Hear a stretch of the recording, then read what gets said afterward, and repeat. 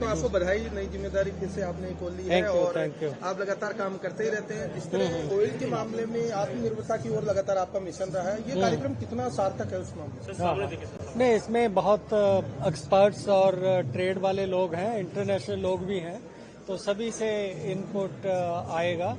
और जहां तक उसमें आत्मनिर्भरता का सवाल है, हम लैंड कंस्ट्रेंट कंट्री हैं, तो आत्मनिर्भरता के लिए ये जरूरी है कि हम अपनी प्रोडक्टिविटी जो है उसको बढ़ाएं, और वही सबसे बड़ी चुनौती है।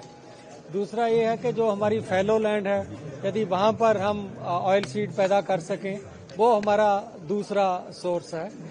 और तीसरा ये है कि जो ऑयल पाम है, ऑलरेडी मिनिस्ट्री ऑफ एग्रीकल्चर ने वो मिशन शुरू किया है नॉर्थ ईस्ट में और आंध्रा में, क्योंकि जो पाम ऑयल है वो उसका 1 एकड़ दूसरे तेल के 15-20 एकड़ के बराबर तेल दे देता है। तो इन 3-4 एरियाज में गवर्नमेंट ऑफ इंडिया काम कर रही है हमारी इंपोर्ट डिपेंडेंस कम करने के लिए। प्रधानमंत्री जी ने 2047 का टारगेट रखा है, सरकार ने भी 100 दिन का अलग से लक्ष्य निर्धारित किया है। आपको बड़ी जिम्मेदारी है इस पे और आपका विजन काम भी कर रहा है, तो अब हम इस क्षेत्र में आगे का विजन किस तरह देखें 2047 में? तो हमने सबसे पहले तो एक एक्सपर्ट ग्रुप कंस्टिट्यूट करके सभी किस्म के जो फूड हैं उनका डिमांड एंड सप्लाई सिनारियो जो बिजनेस एज यूजुअल अप्रोच में होगा, वो उनसे वर्कआउट कराया है कि 2047 तक देश में दालों की कितनी डिमांड होगी, खाने वाले तेल की कितनी डिमांड होगी, फ्रूट और वेजिटेबल, इस तरह से सभी की क्या क्या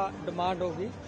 फिर उसको देखा है कि यदि हम जिस रफ्तार से चल रहे हैं उसी से आगे चलें तो क्या सिचुएशन होगी, जहां कोई डेफिसिट या गैप आ रहा है वहां हमें क्या क्या करना चाहिए।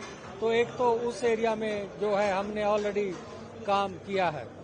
दूसरा ये है कि इंडियन इकोनॉमी की ओवरऑल, इंडिया के एग्रीकल्चर की ओवरऑल ग्रोथ पिछले 10 साल में एनडीए रजीम में बहुत अच्छी रही है, 4% के लगभग है। लेकिन हमने कुछ पॉकेट्स जहां ग्रोथ नहीं हो पाई, जो लैगिंग रीजन है, जैसे एस्पिरेशनल डिस्ट्रिक्ट पहले सिलेक्ट किए थे, तो हम लैगिंग रीजन को भी आइडेंटिफाई कर रहे हैं ताकि उनका ग्रोथ जो है उसको भी इंक्रीज करके आगे जो है बढ़ाया जाए।